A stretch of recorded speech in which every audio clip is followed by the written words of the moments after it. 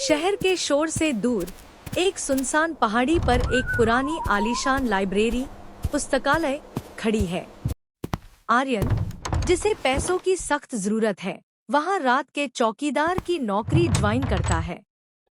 Manager उसे चाबियां देते हुए कहता है, सिर्फ एक नियम है, रात के 2 बजे के बाद मूर्तिकला कक्ष स्टैच्यू रूम की तरफ मत जाना और कभी पीछे मुड़कर मत देखना। आर्यन हंसकर कहता है, साहब, मैं भूतों में विश्वास नहीं करता। रात के सन्नाटे में आर्यन अपनी टॉर्च लेकर गश्त लगा रहा है। चारों ओर सिर्फ पुरानी किताबों की खुशबू और धूल है।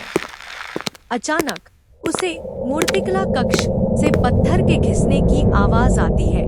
चर्र चर्र। वह घड़ी देखता है, ठीक 2:05 बजे हैं। वह मैनेजर की बात भूलकर उस कमरे की ओर खिंचा चला जाता है। कमरे के बीचों बीच एक बहुत ही सुंदर लेकिन डरावनी औरत की पत्थर की मूर्ति रखी है, जिसकी आंखें बहुत सजीव लगती हैं। आर्यन जैसे ही कमरे से बाहर निकलता है, उसे महसूस होता है कि मूर्ति की जगह बदल गई है। पहले वह कमरे के बीच में थी, अब वह दरवाजे के पास है। वह डर के मारे तेज चलने लगता है, लेकिन उसे अपने पीछे भारी पत्थरों के चलने की आवाज आती है। वह जैसे ही रुकता है, आवाज भी रुक जाती है। अचानक उसे अपने कान के पास ठंडी सांस महसूस होती है। आर्यन, उसे याद आता है, me. कभी पीछे मुड़कर मत देखना।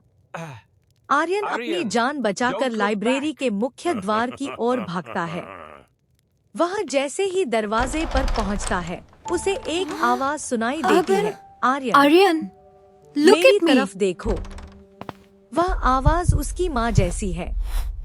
डर और ममता के बीच फंसा आर्यन जैसे ही पीछे मुड़ता है, वह देखता है कि वह पत्थर की मूर्ति उसके बिल्कुल सामने खड़ी है और उसका हाथ आर्यन के गले की तरफ बढ़ रहा है।